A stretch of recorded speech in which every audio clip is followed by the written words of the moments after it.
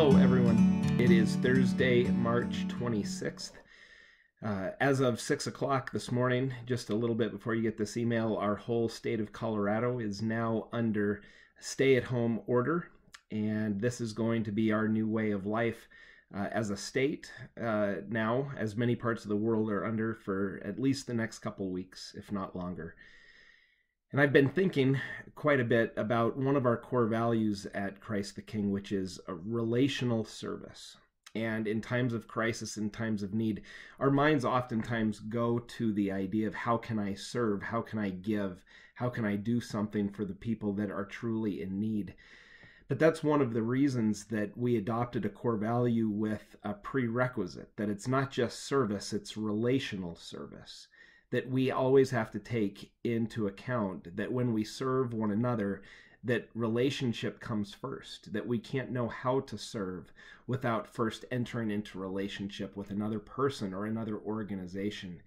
And that really that's the most important part of how it is that we serve one another, is simply through the relationship that we have with another person. And that we try to live that out as the church. That Jesus' ministry itself was deeply relational. We have stories of Jesus touching folks to bring about healing, Jesus breathing peace upon others, that Jesus himself as a servant leader taught his disciples that to love one another the way that he loved them was to get down and to touch and to wash their feet. This type of relational service is not possible when it comes to a time like this of physical distancing between one another and the physical isolation and stay-at-home order that we're now under. And for those of us that thrive on relationship, our hunger for physical relationship of being with other human beings is really going to be stretched. Now, for me, I'm very thankful. I have my family here with me, Sam and Angela, and we get a chance to be able to spend more time in relationship and more time loving each other. And I thank God for that opportunity now. But I know that that's not true for everyone. And I know that for many people, this is a time of loneliness and a time of separation that is deeply painful. And even for me, even though I have my family here, there are many things that I miss terribly. Already as a pastor, just last night, it's our second Wednesday night that we haven't been together with our Wednesday church community. And oftentimes on Wednesday nights, it's a time full of hugs, of offering the peace to one another, of engaging in physical and relational connection with one another that brings about comfort and develops community. And already I miss that. I miss being with you all on Sunday mornings and offering handshakes and hugs and being able to give each of you bread and wine, these gifts of our faith, the sacraments. And there's a longing that exists there that is going to continue to exist. And I know for many of you that that is the same.